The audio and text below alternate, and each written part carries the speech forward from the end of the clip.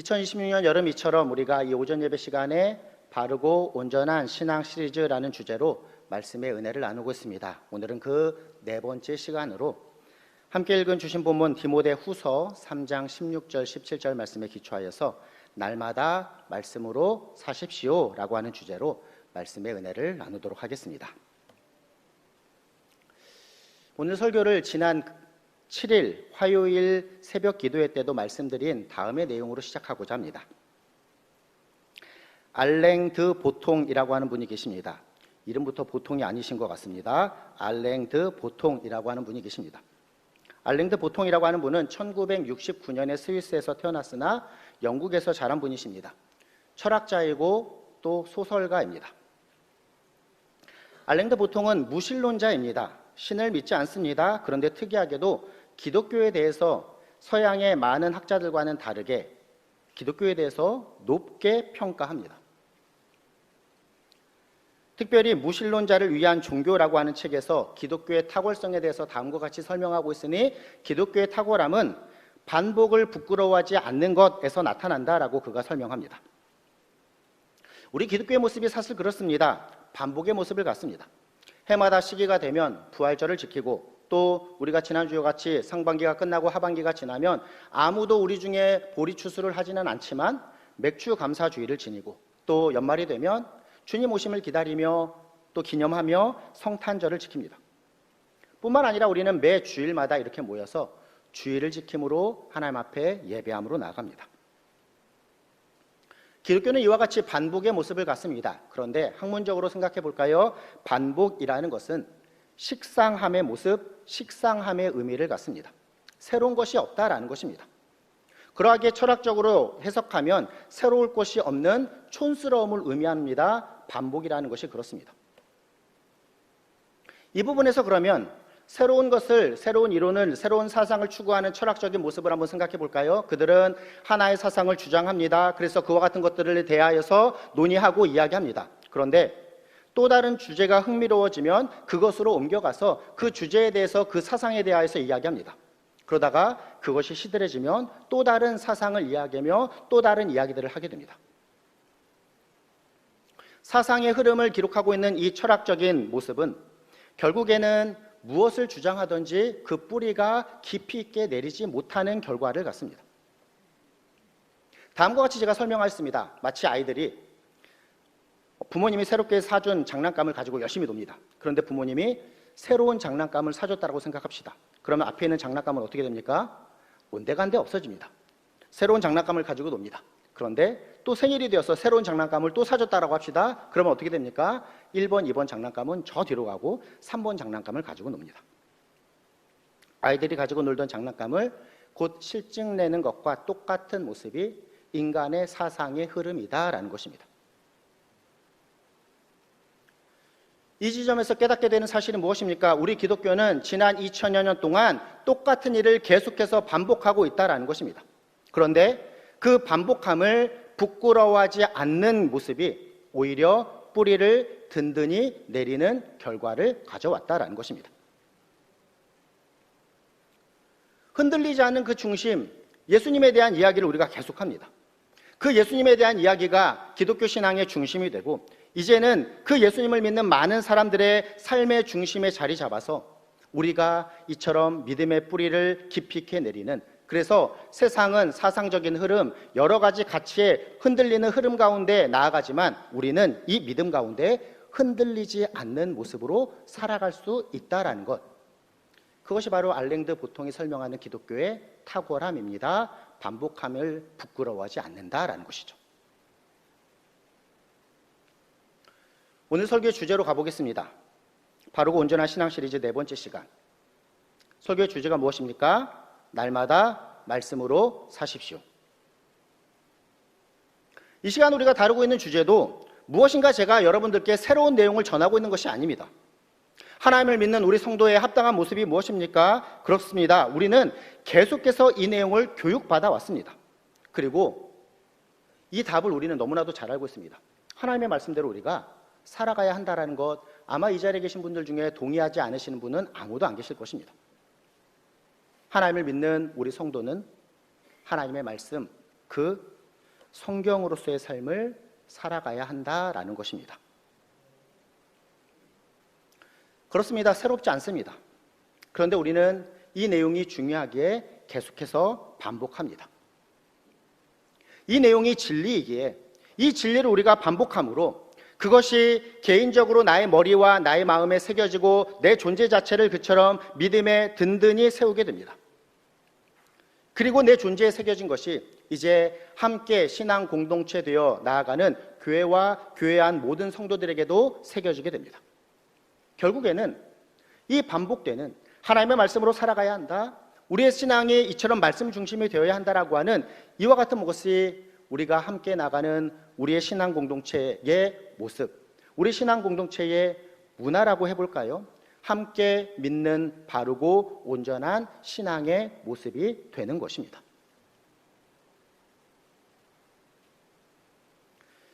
바르고 온전한 신앙 시리즈를 계속해서 살펴보며 2주 전에는 그 두 번째 시간으로 최고의 하나님께 최선의 신앙으로 라고 하는 주제로 무엇보다도 하나님께서 우리의 삶의 가장 우선순위가 되어야 한다는 것을 함께 살펴보았습니다. 그리고 그 내용을 나눔에 있어서 가장 먼저 다음과 같은 질문으로 우리의 모습을 점검하여 보았으니, 사랑하는 성도 여러분, 하나님 사랑하십니까? 라고 우리가 이 질문으로 우리 스스로에게 던져보았습니다. 지난주에는 바르고 온전한 신앙 시리즈의 세 번째 시간으로 감사에 대해서 생각해 보았습니다. 감사는 어떤 것이라고요? 기억하고 표현하는 믿음이다라는 것에 대해서 살펴보았습니다. 그리고 이 내용을 시작하며 먼저 다음의 질문으로 우리 자신의 모습을 점검해 보았습니다. 사랑하는 성도 여러분, 하나님 앞에 감사로서의 삶을 살아가고 계십니까? 이제 오늘 설교의 제목도 마찬가지입니다. 바르고 온전한 신앙 시리즈의 네 번째 시간, 날마다 말씀으로 사십시오. 성도에게 있어서 너무나도 당연한 답이 되는 이 내용, 먼저 우리에게 점검하며 스스로에게 던져보아야 할 것입니다. 사랑하는 성도 여러분, 날마다 하나님의 말씀으로 살아가고 계십니까? 날마다 하나님의 말씀으로 살아가고 계십니까? 어쩌면 새롭지 않지만 계속해서 반복되는 내용이지만 우리에게 너무나도 당연한 이 답, 그런데 우리가 얼마나 날마다 하나님의 말씀으로 살아가고 있습니까?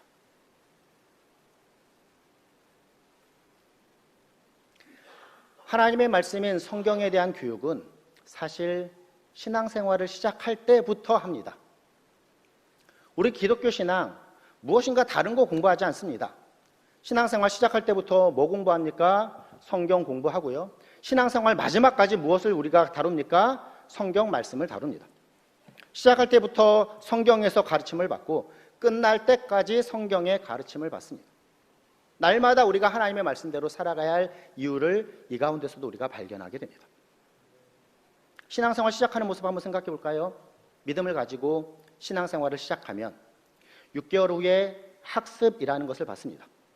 그리고 그 6개월이 지난 다음, 즉 신앙생활을 시작한 다음에 1년이 지나면 세례를 받게 되죠. 스스로의 신앙을 공동체 가운데 함께 고백함으로 죄를 씻는다라고 하는 의미로서 공동체원으로 받아들이는 의식일 것 같습니다.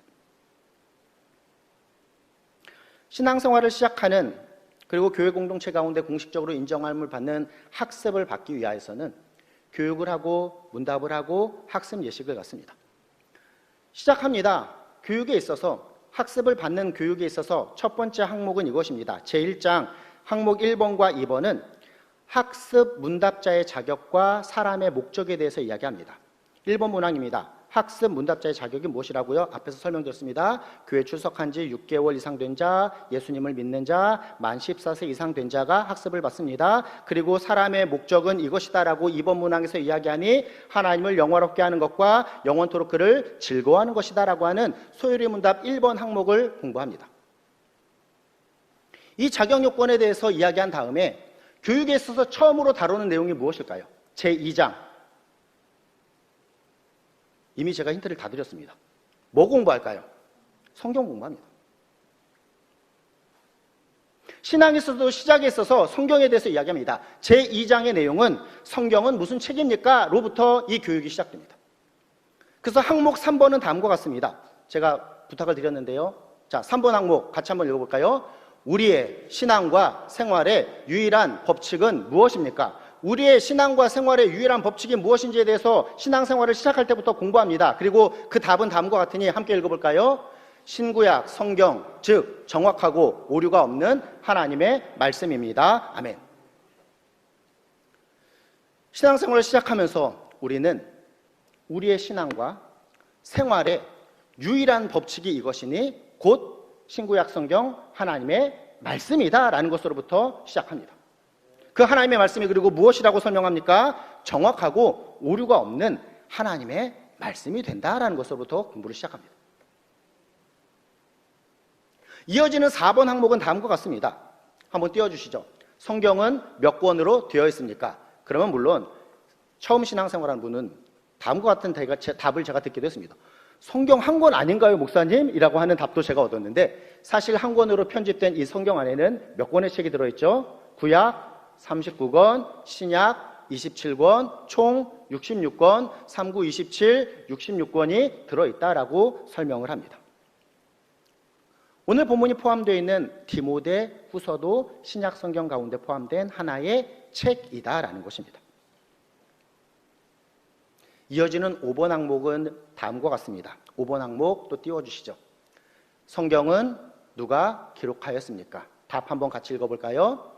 하나님께서 특별히 선택한 사람들이 성령의 감동으로 기록하였습니다.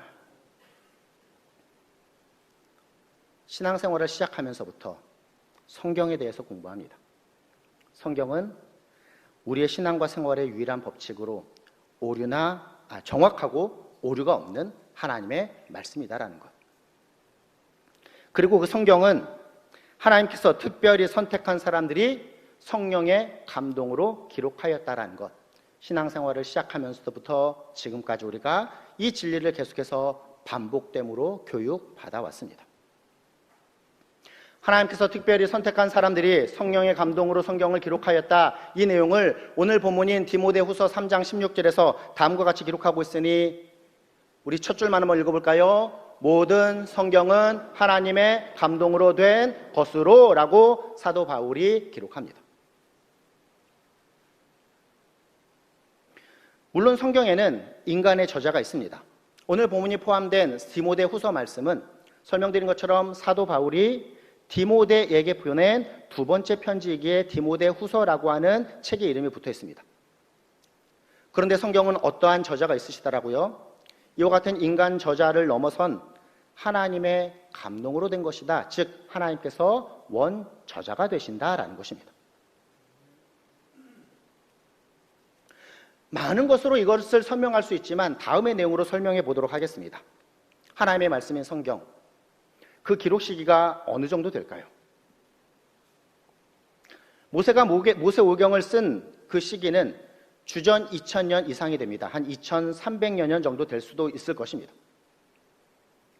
신약 성경의 마지막 책인 요한계시록으로 볼 수 있을까요? 그 책은 아마 주후 100년경에 쓰여졌다고 볼 수 있습니다. 시기적으로 봅시다. 기록 시기만 얼마나 됩니까? 2400, 2500여 년이 되는 긴 시기 가운데 또 인간 저자만 성경에는 한 40여 명이 등장합니다. 이 긴 시간 가운데 또 각각의 다른 문화 가운데 있었던 그 인간 저자들 40여 명이 기록한 책이 그 내용에 있어서 분명한 하나의 통일성을 갖습니다. 이것을 어떻게 설명할 수 있을까요? 그 긴 시간 가운데 많은 인간의 저자가 기록하였지만 누가 성경의 원저자가 되신다? 성령 하나님께서 원저자가 되신다라는 사실을 우리가 이 내용을 통해서도 분명하게 깨닫게 됩니다. 이 내용을 이 시간 함께하는 설교의 의미와도 연결하여서 이해해 볼 수 있습니다. 설교는 제가 하는 것처럼 보일 수 있습니다. 설교는 설교자인 제가 합니다. 그런데 선포되는 말씀을 우리가 어떻게 이해해 볼 수 있습니까? 한 인간의 말이 아니라 우리는 하나님의 말씀으로 받습니다.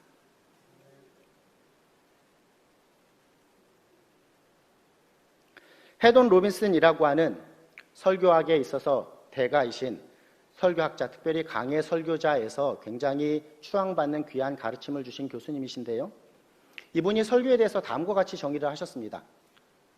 좀 어렵습니다. 잘 보십시오. 설교는 성경 본문의 배경에 대한 역사적, 문법적, 문자적, 신학적으로 연구하고 발굴하고 알아낸 성경적인 개념.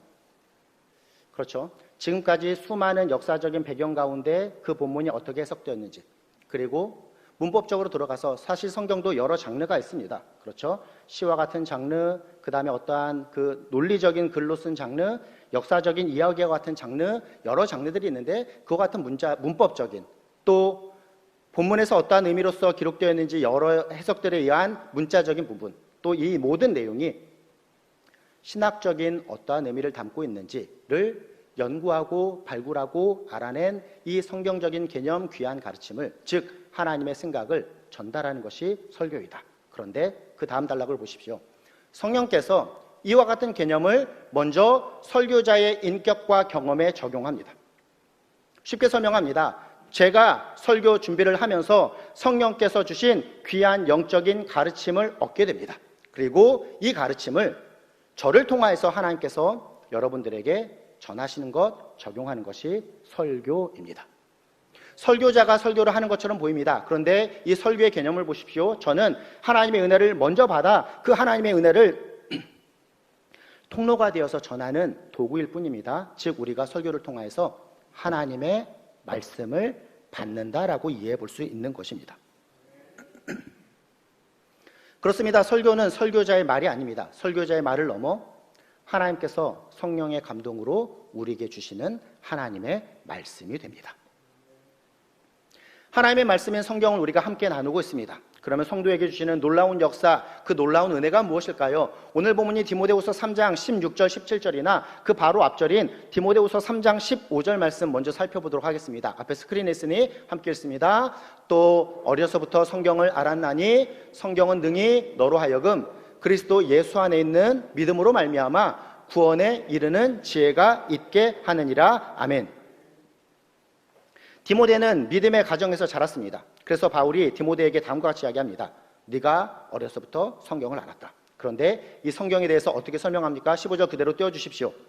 성경은 능히 너로 하여금 어떠한 역사, 어떠한 은혜가 있다라고 설명합니까? 그리스도 예수 안에 있는 믿음으로 말미암아 구원에 이르는 지혜가 있게 한다라고 이야기합니다.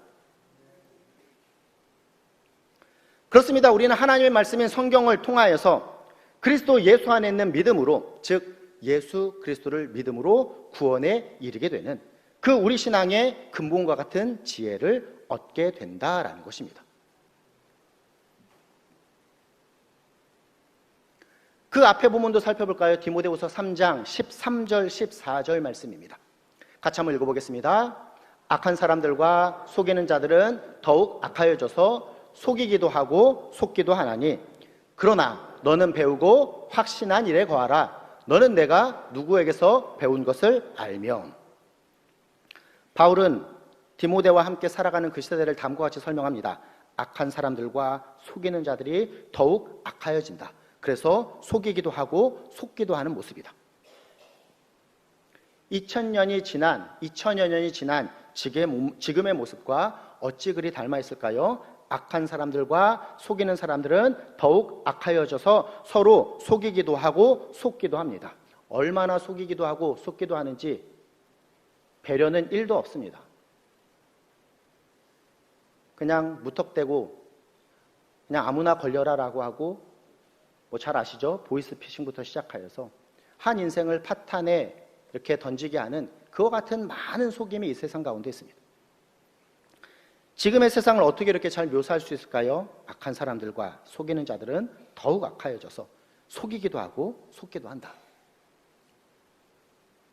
그런데 이러한 세상 가운데 우리 그리스도인들이 어떠한 삶을 살아가야 한다라고 이야기하고 있습니까? 자, 다시 한번 14절 말씀 띄워주십시오. 함께 읽어보도록 하겠습니다. 14절입니다.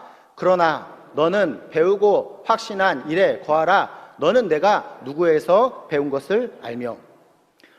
죄악 가득한 세상, 서로 속고 속이는 이 안타까운 마지막 시기 가운데 우리는 배우고 확신한 일에 거하는 모습이어야 한다라고 설명합니다.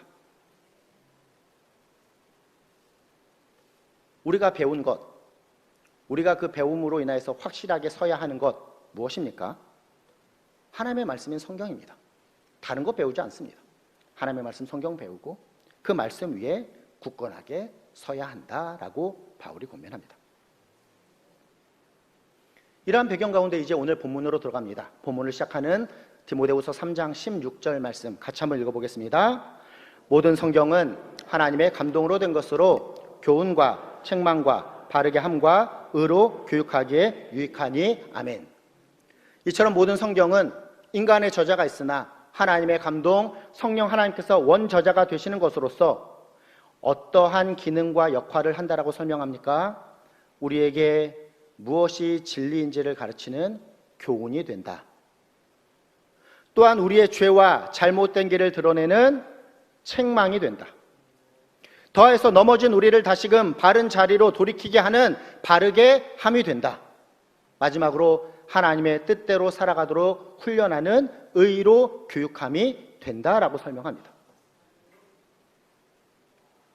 교훈과 책망과 바르게 함과 의로 교육하는 이와 같은 일들을 우리가 날마다의 삶에서 경험해야 합니다. 그래서 오늘 설교 제목은 날마다 말씀대로 사십시오입니다.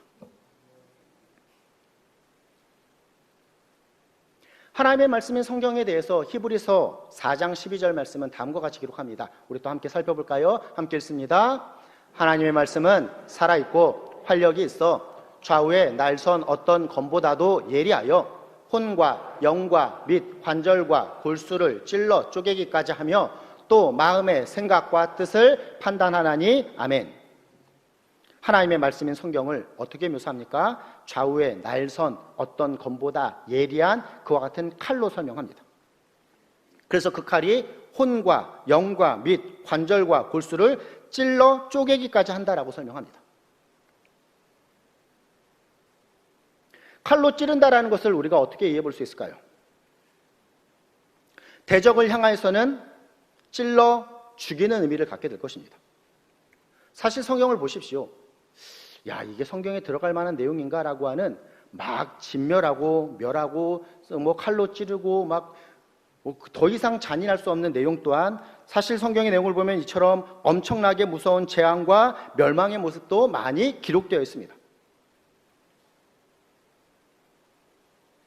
그런데 칼로 찌른다라고 하는 의미가 다음과 같은 의미도 있습니다. 아군을 향하여서는 찌름으로 살리는 의미가 있습니다.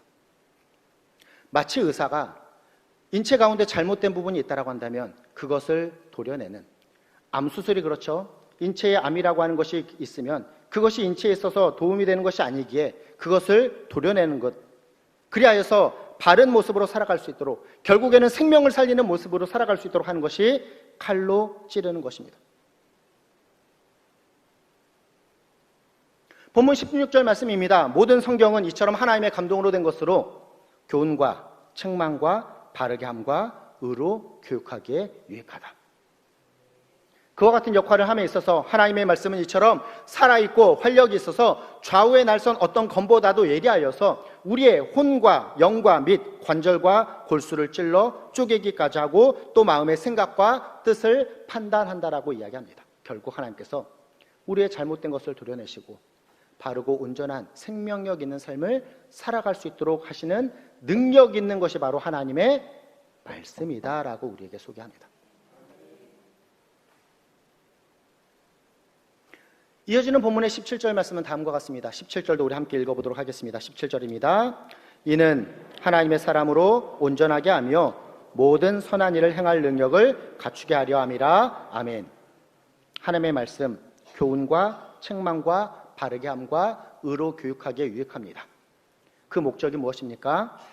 하나님의 사람으로 온전하게 하며 모든 선한 일을 행할 능력을 갖추게 하려 합니다. 라는 것. 하나님께서 우리에게 성경을 주신 이유는, 하나님께서 우리에게 성경을 주신 목적은 단순히 지식을 많이 쌓아라 라고 하는 것이 아닙니다.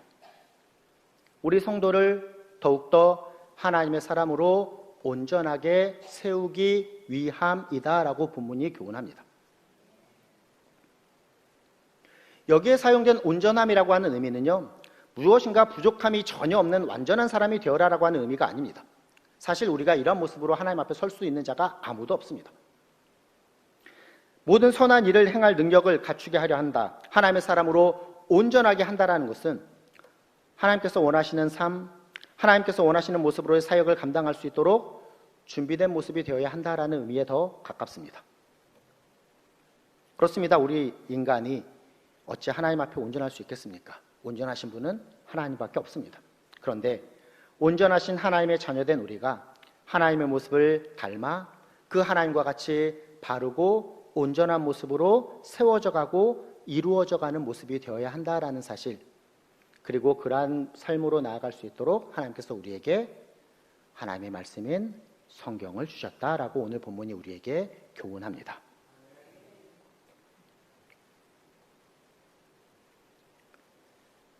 하나님의 말씀인 성경, 한 목사님께서는 이 성경을 하나님께서 인간을 찾아오신 사랑의 기록이라고 설명하였습니다. 그렇습니다. 성령 하나님께서 이 하나님의 말씀인 성경을 기록하지 않으셨다면 우리 인간은 하나님의 언어를 이해하지 못할 것입니다. 우리 인간과 인간 사이에서도 예를 들면 아이들이 옹알옹알 하는 것, 물론 엄마들은 놀랍게 그것들을 무슨 의미인지 압니다. 기저귀를 갈아달라는 의미인지 밥을 달라는 의미인지 놀랍게 알기는 하지만 사실 인간과 인간 사이에서도 언어가 다르면 이해하기가 어렵습니다. 하나님과 우리의 차원이 사실 얼마나 놀라운 차원의 갭이 있습니까? 그런데 하나님께서 그 하나님의 언어를 우리에게 말씀하시고 이해케 하셨습니다. 그것이 하나님의 말씀인 성경입니다. 하나님께서 기록하지 않으셨다면 그렇습니다. 우리 인간은 하나님의 언어를 이해할 수 없었을 것입니다. 그러므로 우리에게 주신 이 성경이 하나님께서 얼마나 우리를 사랑하심으로 우리에게 말씀하심으로 우리에게 주신 것인지를 우리 성도들은 깊이 있게 깨닫고 이해해야 할 것입니다. 성경은 이처럼 하나님께서 우리에게 주신 사랑의 기록입니다. 그러므로 우리 성도는 어떠한 모습으로 하나님의 말씀 앞에 반응해야 할까요? 사랑하는 이가 보낸 편지를 받은 그와 같은 때와 같이 그 사랑이 가득 담긴 언어를 기대함으로 감동과 감사함으로 이 말씀을 받는 모습이어야 할 것입니다. 이 부분에서 설교를 시작하면서 우리 성도님들에게 드린 첫 번째 질문을 다시금 드리고자 합니다. 사랑하는 성도 여러분, 하나님의 말씀으로 살아가고 계시는지요? 사랑하는 성도 여러분, 이 하나님의 말씀을 기대와 감사로 받고 말씀 읽기를 즐거워하는 모습으로 나가고 계시는지요? 목사님, 제가 성경을 읽긴 읽어도 뭔 말인지 하나도 모르겠는데 그냥 열심히 읽습니다. 성경을 읽으신다니 얼마나 감사한 모습입니까? 그런데 한편으로는 좀 안타까운 마음도 듭니다. 저에게 딱 그와 같은 이야기가 들릴 때 다음과 같은 이미지가 생각났습니다. 열심히 공부를 합니다. 열심히 공부를 하는데 효율은 아무것도 없습니다. 실력이 안 드러나고 오히려 성적은 그냥 그 수준이든지 성적이 떨어집니다. 라고 한다면 부모의 마음이 얼마나 안타까울까요? 하나님의 말씀, 날마다 이 말씀대로 살아가고자 하나님의 말씀 날마다 읽으십시오.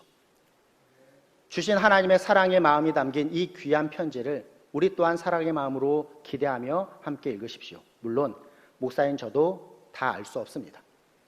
제가 신학대학원에 들어갈 때에 성경을 평생 연구하신 한 교수님께서 다음과 같은 이야기를 하신 것을 분명히 기록합니다.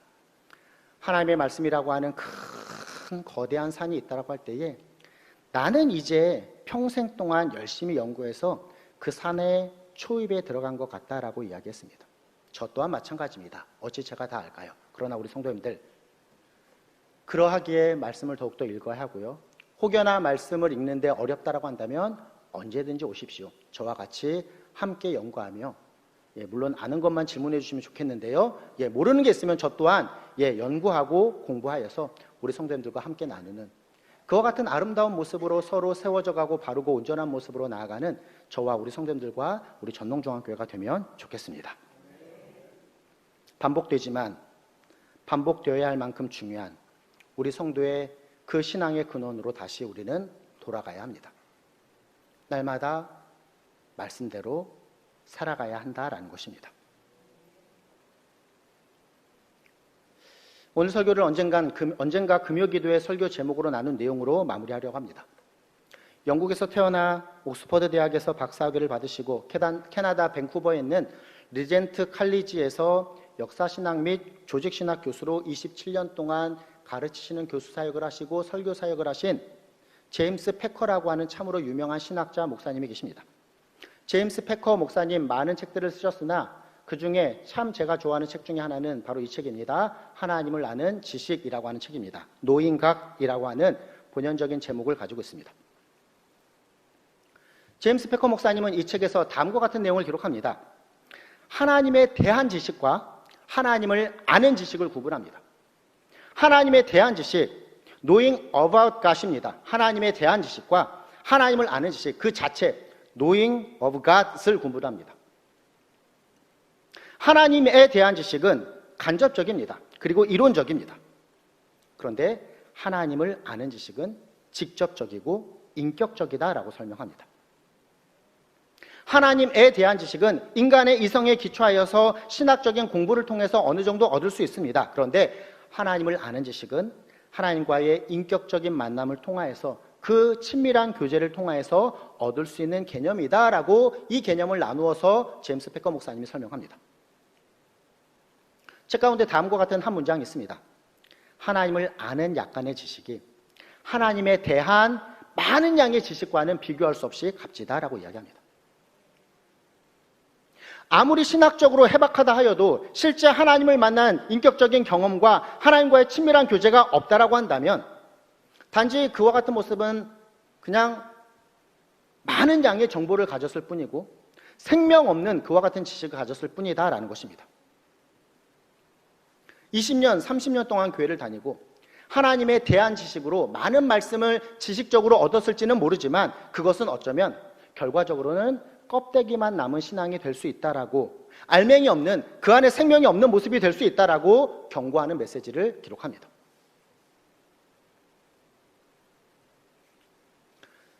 우리가 사는 지금의 시대, 한 세대, 두 세대 전과 비교해 볼 때에 우리 장로님 선풍기 이야기하셨는데요. 한두 세대 전의 모습을 한번 생각해 봅시다. 한국교회 그렇게 성경이 많이 있지 않았습니다. 성도님들의 수준이 높지 않았습니다.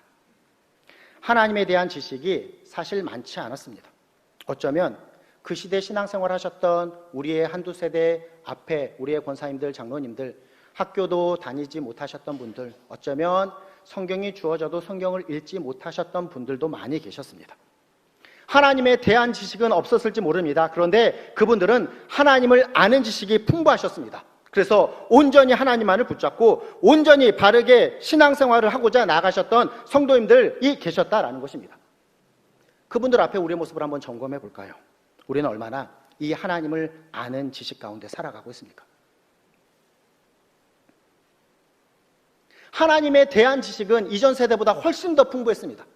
아니, 이제는 믿는 사람뿐만 아니라 믿지 않는 사람들도 얼마나 잘하는지 모릅니다. 한국 땅 가운데 살아가는 사람 중에서 하나님 모르는 자가 있을까요? 예수님 모르는 자가 있을까요? 예수님 믿으면 구원받는다라고 하는 거 모르는 자가 있을까요?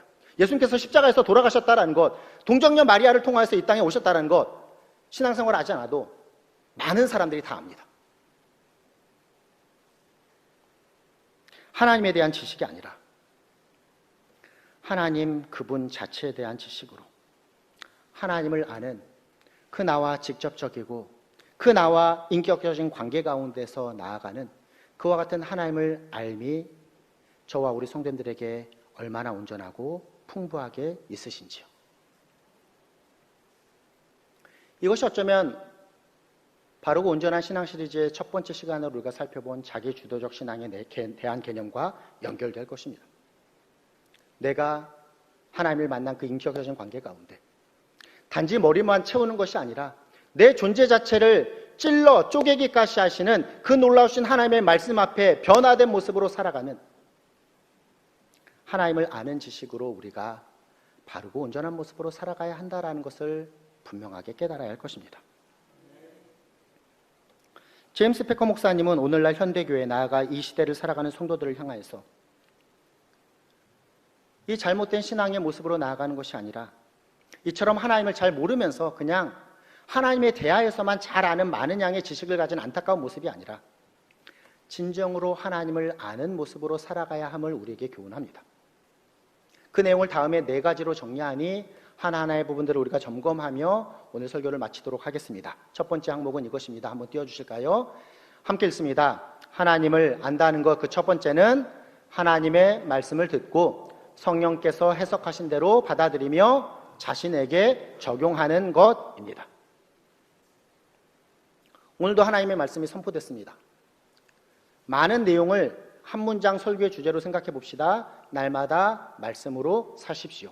그러면 이번 한 주 저와 우리 성도님들 말씀으로 살아가야 하는 모습이 되어야 할 것입니다. 다시 하겠습니다. 이번 한 주 우리 성도님들 날마다 말씀으로 살아가는 그와 같은 삶을 살아가시는 분들 되셔야 할 것입니다. 아멘입니다. 그 말씀 다른 누군가에게 주는 그 말씀 나와 상관없이 저 멀리 있는 말씀으로만 여기는 것이 아니라 하나님의 말씀을 듣고 그 하나님께서 성령께서 우리에게 주신 그 귀한 해석 가운데 그것을 나의 것으로 받아들이며 내가 이제 그 말씀대로 적용하며 살아가는 그 생명력 있는 삶을 살아가야 한다는 것입니다. 하나님을 안다는 것, 두 번째는 무엇일까요? 함께 정리해 보겠습니다. 두 번째도 띄워주시죠. 함께 했습니다. 계시된 말씀과 하나님의 사역을 통해 그분의 신성과 속성을 아는 것입니다. 우리가 신앙생활을 잘한다는 것은 이것입니다. 나의 나됨을 암과 동시에 하나님의 하나님 되심을 깨닫고 살아가는 것입니다. 한 주간의 삶, 하나님 없이 살아가지 마십시오. 나와 동행하시는, 항상 나와 함께 하시며 나를 지켜보고 계신 하나님의 시선 가운데 살아가시는 저와 우리 성도님들 되셨으면 좋겠습니다. 자꾸 우리는 다른 사람의 시선, 세상의 관점, 세상이 나를 어떻게 평가하는가에 있어서 좌지우지되는 삶을 살아가나 더욱더 중요한 기준은 무엇입니까? 하나님께서 나를 어떻게 보고 계신가? 그리고 우리가 그 하나님이 어떠한 분이신지를 얼마나 깨닫고 살아가는가가 하나님을 아는 지식의 풍성함일 것입니다. 이 내용 그대로입니다. 세 번째 교훈은 이것입니다. 같이 한번 읽어보겠습니다. 하나님의 부르심을 받아들이고 그분이 명하신 대로 행하는 것입니다. 마지막 네 번째입니다. 같이 한번 읽어볼까요? 하나님과의 친교 속에서 그분의 사랑을 깨닫고 그 안에서 즐거워하는 것입니다. 우리의 삶의 목적이 그렇습니다. 하나님을 영화롭게 하고 영원토록 그분으로 인하여서 즐거워하는 삶을 살아가는 것입니다. 그분, 하나님으로 인하여서 즐거워하는 삶. 하나님께서 우리에게 사랑으로 말씀하여 주신 그 말씀대로 살아가는 삶. 귀한 말씀 받았으니 하나님의 말씀인 성경, 날마다 이 하나님의 말씀대로 살아가심으로 날마다 말씀대로 사십시오. 이 귀한 내용을 이번 한 주간 나의 삶 가운데 아름답게 이름으로 나아감을 통하여서 우리에게 주신 귀한 주제가 무엇입니까? 바르고 온전한 신앙의 모습으로 살아가시는 저와 이 자리에 계신 우리 사랑하는 전농중앙교회 모든 성도님들 되시기를 예수님의 이름으로 부탁드리며 축원합니다. 아멘.